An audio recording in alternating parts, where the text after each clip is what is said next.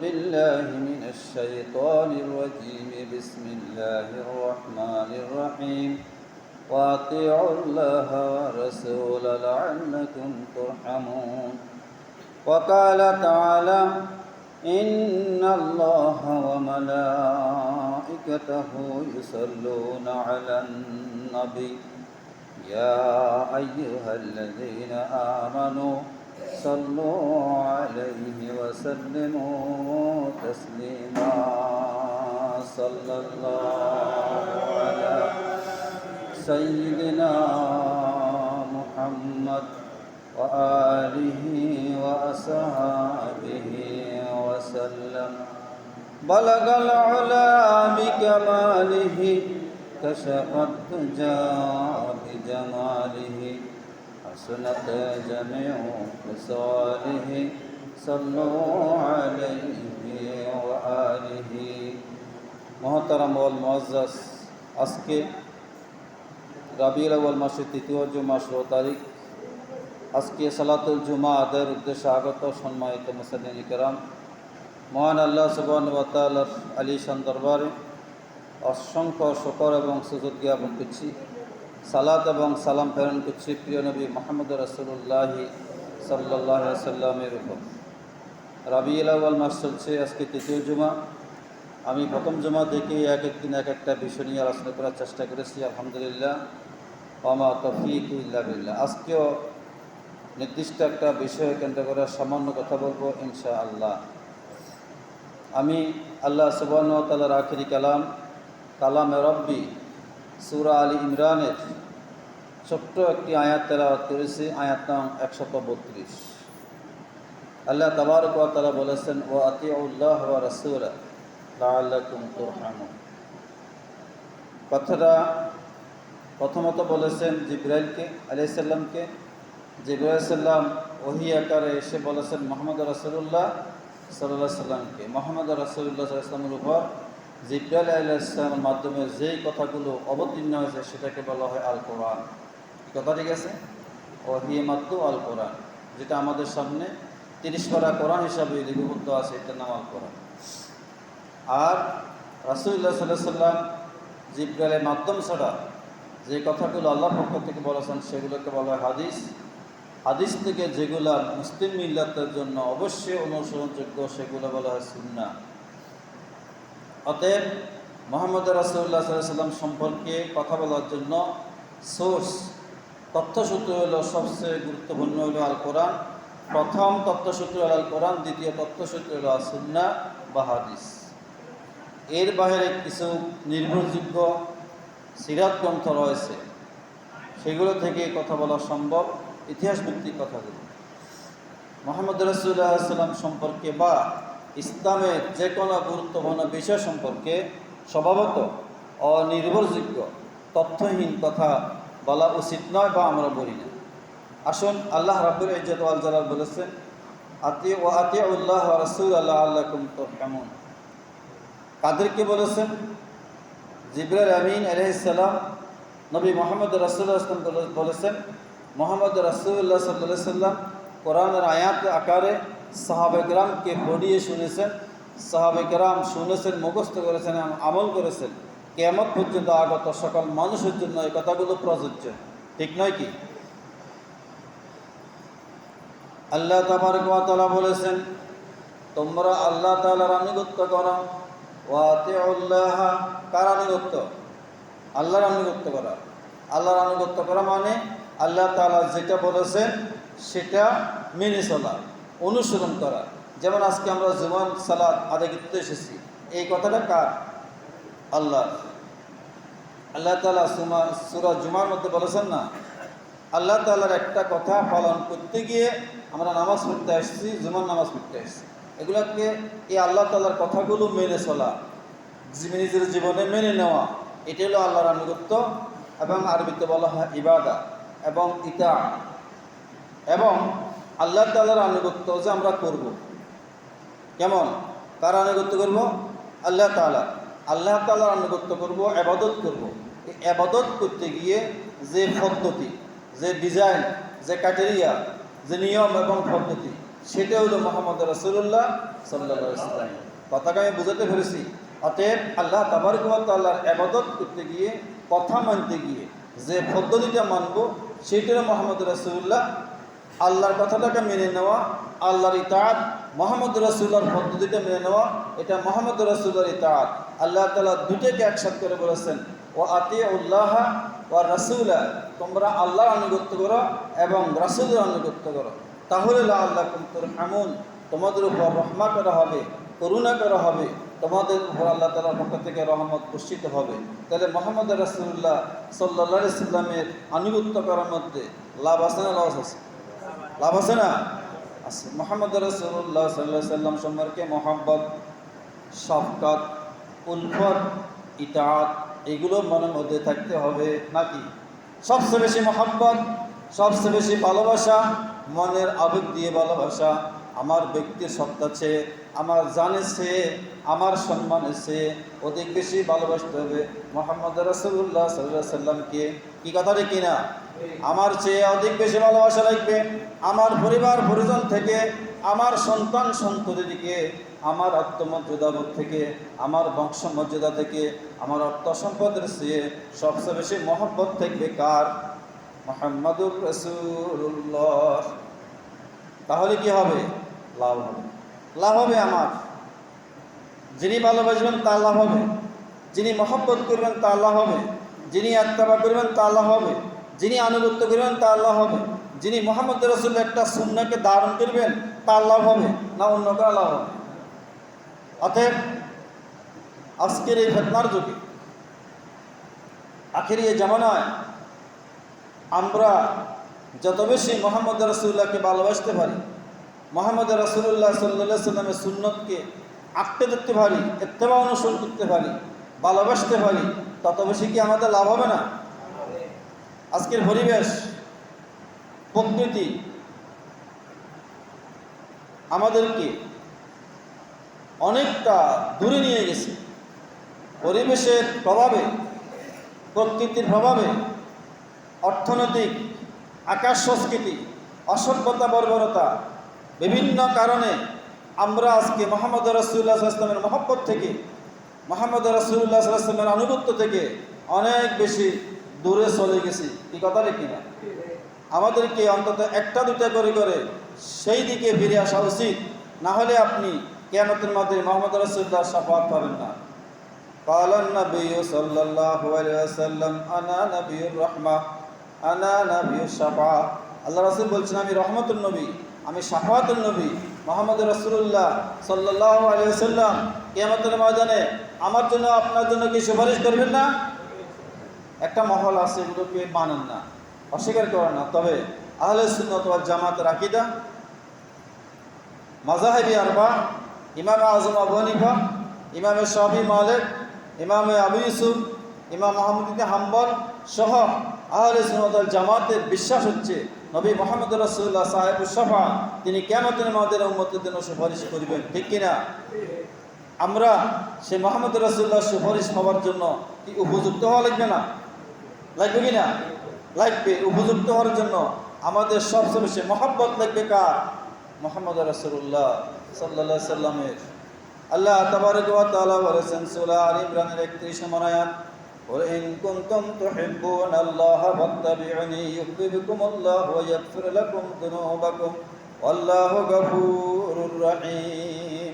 আসেন আল্লাহর কোরআনে আল্লাহ তাবারক ওয়া তাআলা বলেছেন, রাসূল আপনি আপনার উম্মতদেরকে, আমার বান্দাদেরকে বলে দিন, ওয়া ইন কুনতুম তুহিব্বুনাল্লাহা ফাত্তাবিউনি, তোমরা যদি আল্লাহর সাথে ভালোবাসার সম্পর্ক তৈরি করতে চাও তাহলে আমি মুহাম্মদের সুন্নাহকে অনুসরণ করো।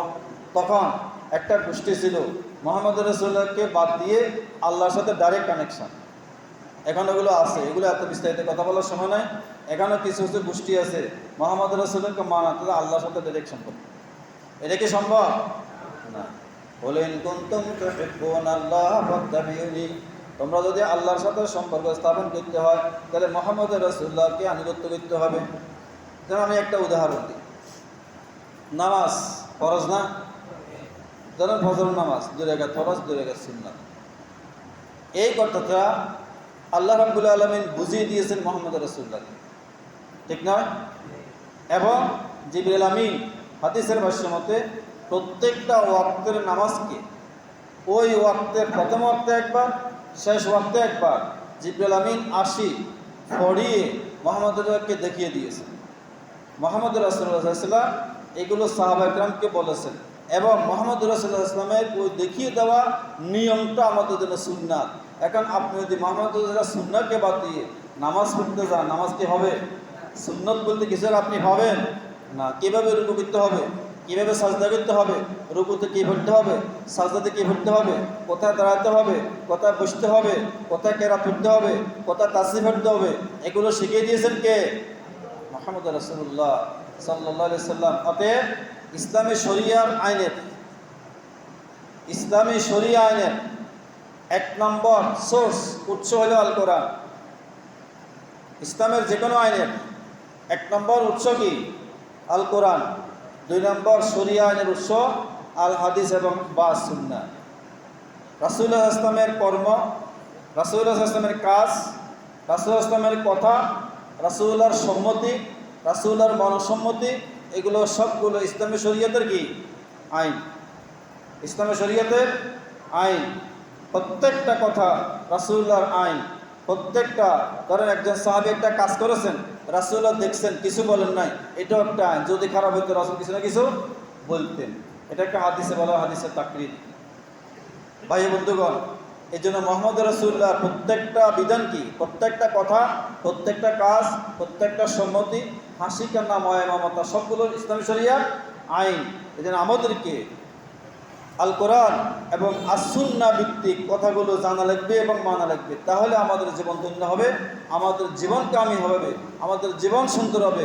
পরকালে আমরা আল্লাহ তাবারক ওয়া তাআলার কাছে মুক্তি পাবো। আল্লাহ তাবারক ওয়া তাআলা বলেছেন, কুল ইন কুনতুম তুহিব্বুনাল্লাহা ফাত্তাবিউনি ইউহিব্বুকুমুল্লাহ। তোমরা যদি মুহাম্মদ রাসূলুল্লাহকে অনুসরণ করে চলো, তারা আল্লাহ তাআলা তোমাদেরকে ভালোবাসবেন। এক নম্বর লাভ কি? আল্লাহ তোমাদেরকে ভালোবাসবেন। তা আল্লাহ যদি আমাকে ভালোবাসেন, আর দুনিয়ার কারো ভালোবাসা কি দরকার আছে? ওয়াল্লাযীনা আমানু আশাদ্দু হুব্বান লিল্লাহ।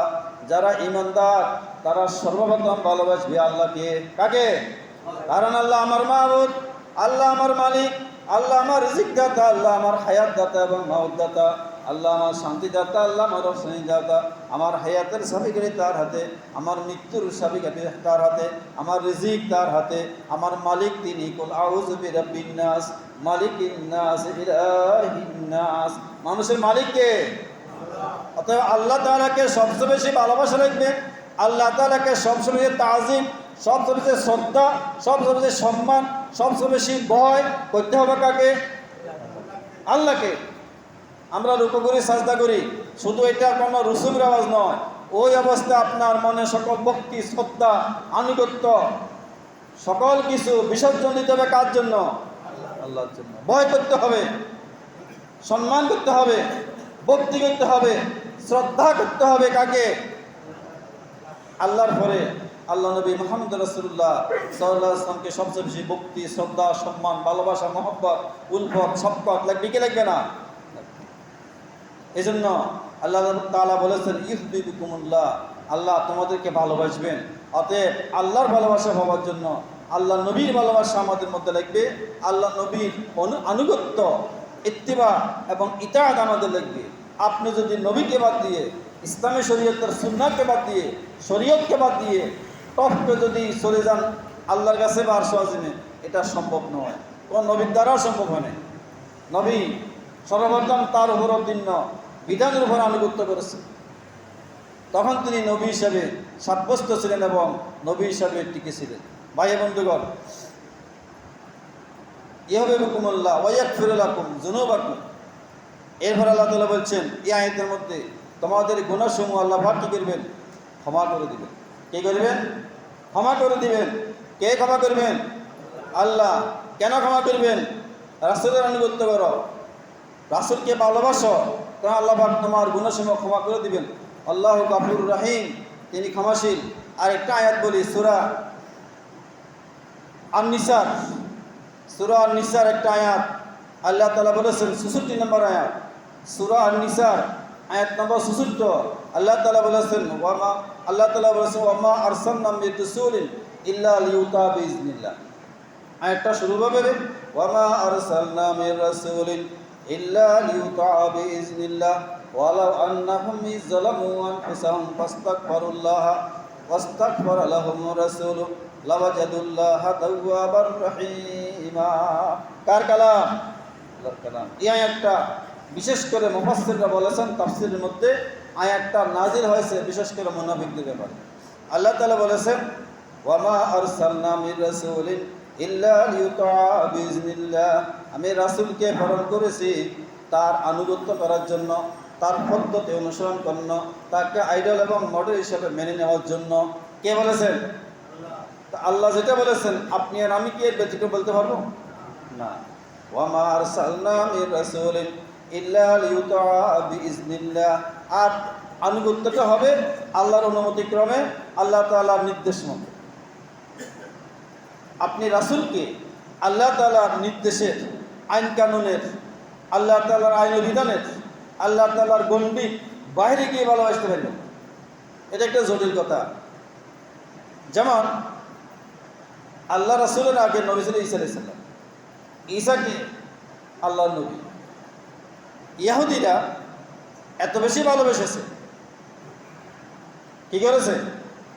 এত বেশি ভালোবেসেছে, তারা বলছে ইন্নাল্লাহ সালিসু সালাসা। সূরা মায়েদের মধ্যে আয়াতগুলো আছে, আল্লাহ তিনজন, আল্লাহ একজন, ঈসা একজন, ঈসা মা একজন। এবারে জাকাত কি আছে? জাকাত আছে না? নাই। লাকাত কাফারাল্লাযিনা ক্বালু ইন্নাল্লাহু হুয়াল মাসীহ ইবনে মারইয়াম।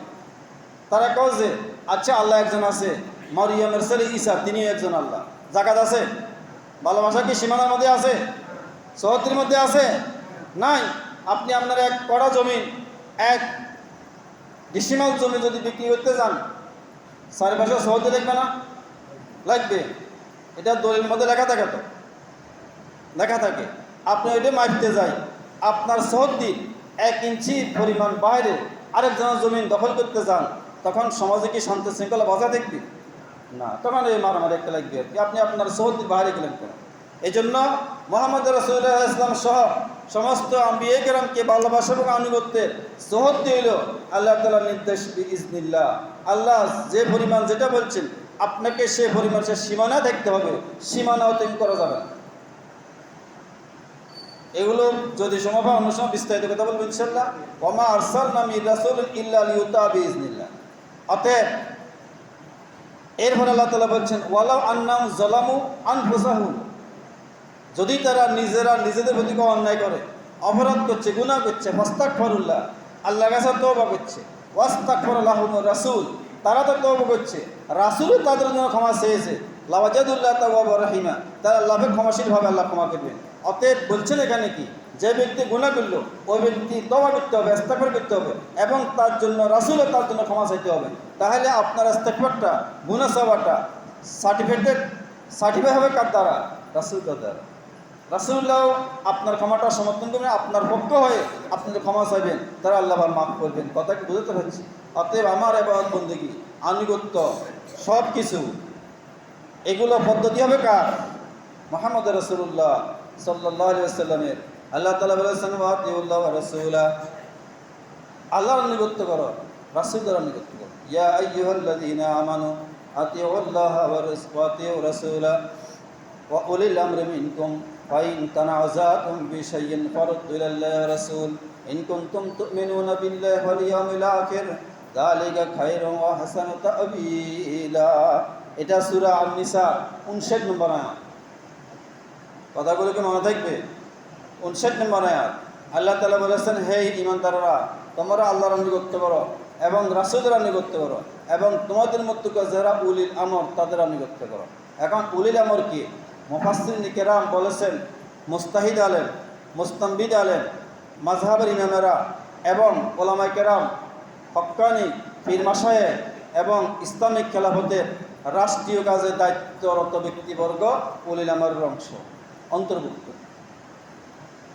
ফাইন তানাযাতুম ফি শাইইন ফারুদ্দু ইলাল্লাহি ওয়া রাসূল, তোমাদের মধ্যকার কোনো বিষয় যদি ঝগড়া ফাসাদ হয়, বিবাদ বিসম্বাদ হয়, কোনো তোমাদের মধ্যকার কোনো বিষয় নিয়ে তোমাদের মধ্যে বিরোধ তৈরি হয়েছে, পারিবারিক সামাজিক বিরোধ হয় না, ফরদ্দুল ইলাল্লাহ রাসূল, তোমরা ওই বিষয়টা সমাধান করার জন্য আল্লাহ কি বলেছেন, রাসূল কি বলেছেন সেদিকে যাও। কি বলেন? দরকার আছে না নাই? তাহলে এটা কি রাসূলের প্রতি মহব্বত না মহব্বত নয়? মহব্বত। আপনি ভাত খাবেন, বসবেন কিভাবে? রাসূল যেভাবে বলেছেন বসেছেন সেভাবে, এটা কি রাসূলের প্রতি মহব্বত নয়? আপনি ঘুমাবেন, কিভাবে ঘুমাবেন? রাসূল যেভাবে ঘুমাচ্ছেন সেভাবে, এটা কি রাসূলের প্রতি মহব্বত নয়? আপনি কথা বলবেন, রাসূলুল্লাহ যেভাবে বলেছেন সেভাবে, এটার মুহাম্মদের প্রতি ভালোবাসা। আপনি খাবেন, কী পরিমাণ খাবেন, রাসূলুল্লাহ যেরকম যে পরিমাণ খেয়েছেন সেরকম, এটা রাসূলের প্রতি মহব্বত। আপনি হাসবেন, এরভাবে হাসবেন, মুহাম্মদ রাসূল যেভাবে হেসেছেন সেভাবে, এটা মুহাম্মদ রাসূলের প্রতি ভালোবাসা। আপনি হাসবেন, আপনি কাঁদবেন, যেভাবে মুহাম্মদ রাসূল কাঁদতেছেন সেভাবে কাঁদবেন। আপনি যে কোনো কার্যক্রম করবেন, সাল্লি দরবার করবেন, মুহাম্মদ রাসূল যেভাবে করেছেন সেভাবে। এগুলো কি মুহাম্মদ রাসূলের প্রতি ভালোবাসা নয়? ভালোবাসা। ভালোবাসা আছে এটা বোঝানোর জন্য মুহাম্মদ রাসূলুল্লাহ সাল্লাল্লাহু আলাইহি ওয়াসাল্লাম যেটা যেভাবে করেছেন সেটা সেভাবে করার নাম হলো মহব্বত, ভালোবাসা।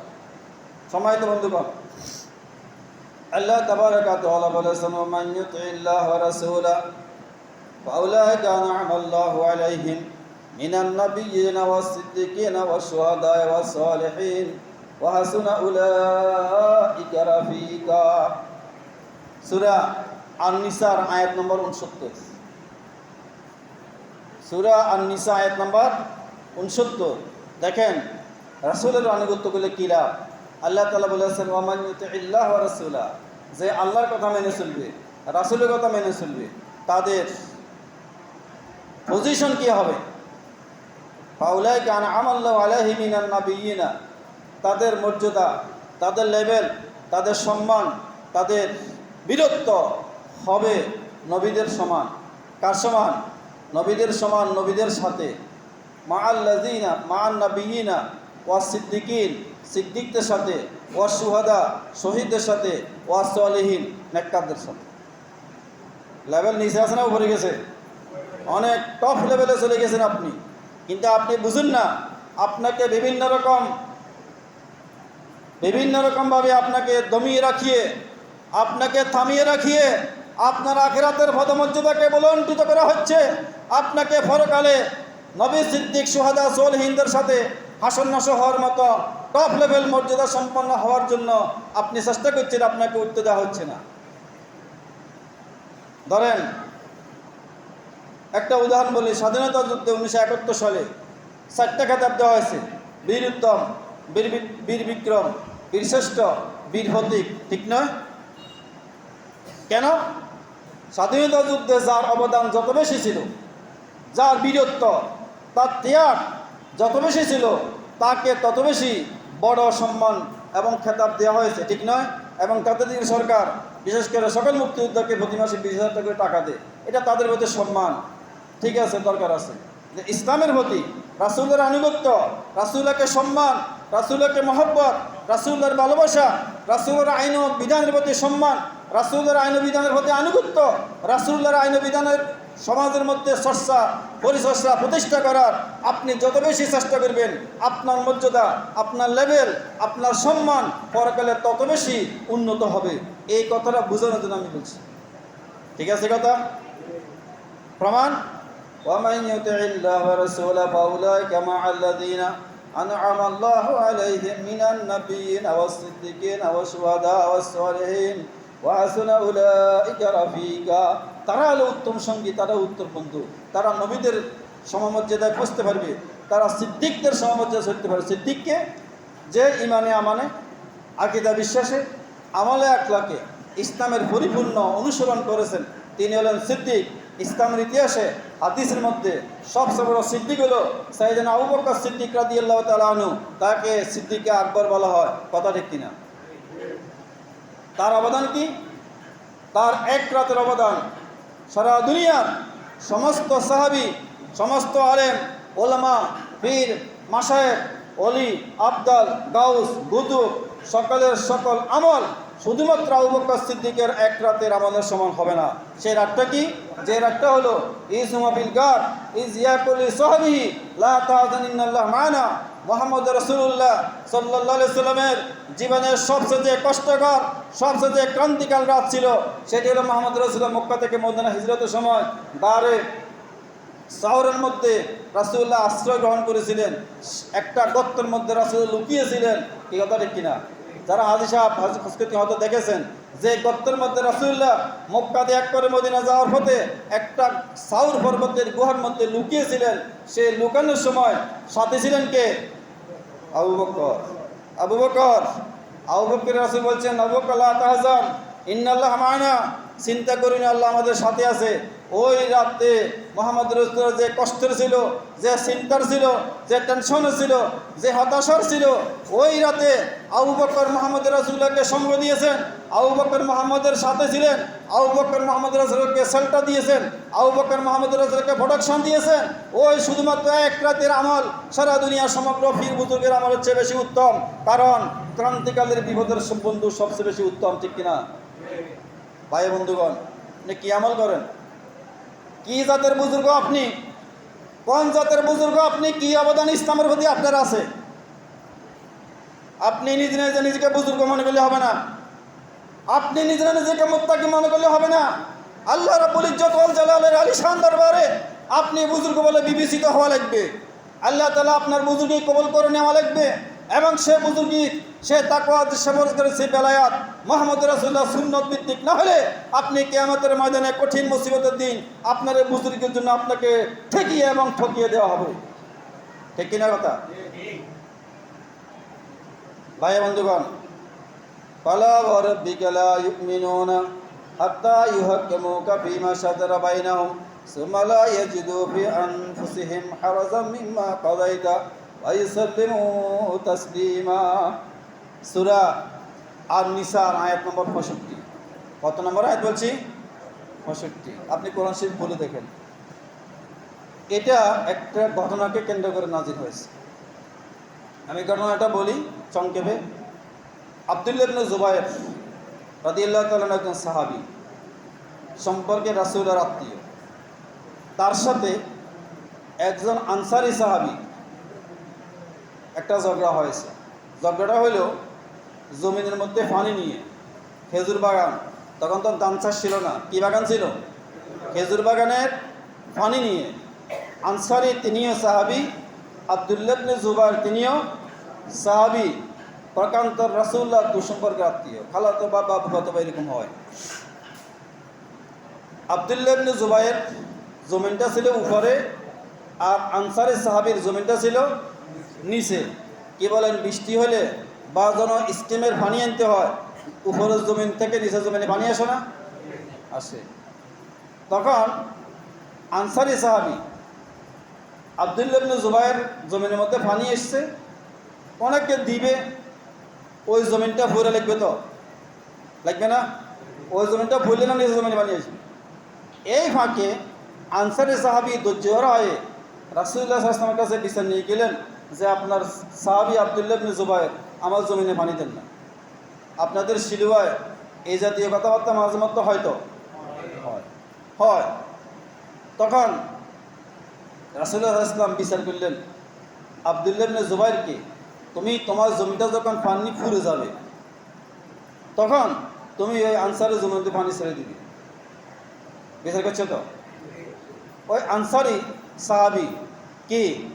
আনসারী সাহাবী রাসূলুল্লাহর এই বিচারটা পছন্দ করে না, বরং মুহাম্মদ রাসূলকে বললেন যে আব্দুল্লাহ ইবনে জুবায়ের আপনার আত্মীয়, এই যে আপনি পক্ষ অবলম্বন করে বিচার করেছেন। শুনছেন কথা? এবার রাসূলুল্লাহ গরম হয়ে গেল। রাসূলুল্লাহ যদি গরম হইতেন চেহারাটা লাল হয়ে যেত, অনেক বেশি গরম হইতেন। তখন রাসূলুল্লাহ গরম হয়ে চেহারা লাল হয়ে গেল। তখন তিনি আব্দুল্লাহ ইবনে জুবায়েরকে বললেন, আব্দুল্লাহ জুবায়ের, তুমি তোমার জমিনটা ফুরিবে তো ফুরিবে, যখন ওয়াল পরিমাণ হবে তারপরে তাকে পানি দিবে, আগে দিবে না। এবার বিষয় আগে তুমি করা হয়েছে না? আচ্ছা, এরপরে এত আরো গরম। কে? আনসারী। আরো গরম। এই সূরা নিসার ৬৫ নং আয়াতের তাফসীরের মধ্যে কথাগুলো পাবেন। আনসারি সাহাবী গরমে গিচ্ছে, এর রাসূলকে আর বিচার নাই, নিম্ন আদালতে গেছে। কোন আদালতে? নিম্ন আদালত মানে হযরত ওমর ফারুক রাদিয়াল্লাহু তাআলার কাছে গেছে বিচারের জন্য। ওমর আমার বিচারটা করে দেন, আমি জমিন হয় না। তখন আব্দুল্লাহ বিন জুবাইর বলেন, ওমর শোনেন, বিচার তো রাসূল একবার করেছেন, সে মানে নাই। তখন ওমর এত গরম মানুষ, তখন আচ্ছা ঠিক আছে দাঁড়ান। ওমর রাদিয়াল্লাহু তাআলা বাড়িতে একটা তরবারি আনি, ওই আনসারি সাহাবীরাকে একদম গর্দানটা কেটে ফেলছে, হত্যা করে ফেলছে। তো রাসূলুল্লাহ বিচার নাই, তো কিসের আনসারি, কিসের সাহাবী? মানে নাই। রাসূলুল্লাহ হযরত ওমর তা কি করছে? মেনে ফেলছে, হত্যা করে ফেলছে। এবারে বেজাল কি বড় হয়েছে না ছোট হয়েছে? বড় হয়ে গেছে। নিহত ব্যক্তির পরিবার মামলা দিল রাসূলুল্লাহ দরবারে যে ওমর একজন সাহাবী হত্যা করেছে। হত্যা করছে তো সত্য, তো রাসূলুল্লাহ কি করবে? এবার হত্যা করছে, লাশও আছে, করছে হয়তো রক্ত মাখা সব কিছু আছে, হত্যা করছে। তখন রাসূলুল্লাহ সাল্লাল্লাহু আলাইহি সাল্লাম বেকায়দা অবস্থা না, তখন আল্লাহ সুবহানাহু ওয়া তাআলা এই আয়াতটা নাযিল করেছেন, ফালা ওয়া রাব্বিকা লা ইউমিনুনা হাত্তা ইউহাক্কিমুকা ফীমা শাজারা বাইনাহুম সুম্মা লা ইয়াজিদু ফি আনফুসিহিম হারাজাম মিম্মা কাদাইতা ওয়া ইউসাল্লিমু তাসলিমা। আল্লাহ তাবারক ওয়া তাআলা বলেছেন, হে মুহাম্মদ শুনেন, কথা কি শক্ত। ফালা ওয়া রাব্বিকা, আল্লাহ বলতেছেন, মুহাম্মদ আমি আপনার রবের রববিয়তার শপথ করে কথা বলছি। ফালা ওয়া রাব্বিকা লা ইউমিনুন, যে ব্যক্তি তার চাষাবাদের বিষয় মুহাম্মদ রাসূলুল্লাহর বিচার মানে নাই, ওই ব্যক্তি কোনো অবস্থায় মুমিন নয়। কে বলছেন? আল্লাহ। ফালা ওয়া রাব্বিকা লা ইউমিনুনা হাত্তা ইউহাক্কিমুকা ফীমা শাজারা বাইনাহুম, যে ব্যক্তি তার চাষাবাদের বিষয়, জমিনের বিষয় মুহাম্মদের কাছে বিচারের জন্য গেল, বিচার মানে নাই, ওই ব্যক্তি ইমানদার নয়। অতএব ওমর কোনো ইমানদার ব্যক্তিকে হত্যা করে নাই, বিচারে গেছে। তো কে করছেন? অতএব আজকে থেকে আজকের এই ১ শতাব্দীর তথ্য প্রযুক্তির যুগে কিয়ামত পর্যন্ত আগত সকল মানবতা মনুষ্যত্ব যারা মুহাম্মদ রাসূলুল্লাহকে ভালোবাসে, মহব্বত করে, আনুগত্য করে, মুহাম্মদ রাসূলুল্লাহর উম্মত বলে দাবি করে, তারাও যদি আজকে মুহাম্মদ রাসূলুল্লাহর সুন্নাত পদ্ধতি, বিচার পদ্ধতি না মানে, তাদেরকে আপনি কি বলবেন? আমাদের জীবনে পারিবারিক, আর্থসামাজিক সকল বিচার ফয়সালায় মুহাম্মদ রাসূলুল্লাহর সুন্নাহভিত্তিক বিচার পদ্ধতি মানতে হবে কি হবে না? ফালা ওয়া রাব্বিকা লা ইউমিনুনা হাত্তা ইউহাক্কিমুকা ফীমা শাজারা বাইনাহুম সুম্মা লা ইয়াজিদু আনফুসিহিম হারাজা। মনের মধ্যে, দিলের মধ্যে, বিশ্বাসের মধ্যে, আকীদার মধ্যে, চেতনার মধ্যে কোনো ধরনের সংকীর্ণতা, সীমাবদ্ধতা, হিংসা, বিদ্বেষ, ঘৃণা থাকতে পারবে না মুহাম্মদ রাসূলুল্লাহর নবুয়তের প্রতি, মুহাম্মদ রাসূলুল্লাহর রাসালাতের প্রতি, মুহাম্মদ রাসূলুল্লাহর সুন্নাহর প্রতি, মুহাম্মদ রাসূলুল্লাহর বিচার ব্যবস্থার প্রতি। কথা ঠিক না বেঠিক? ওয়ালা ইয়াজিদু ফি আনফুসিহিম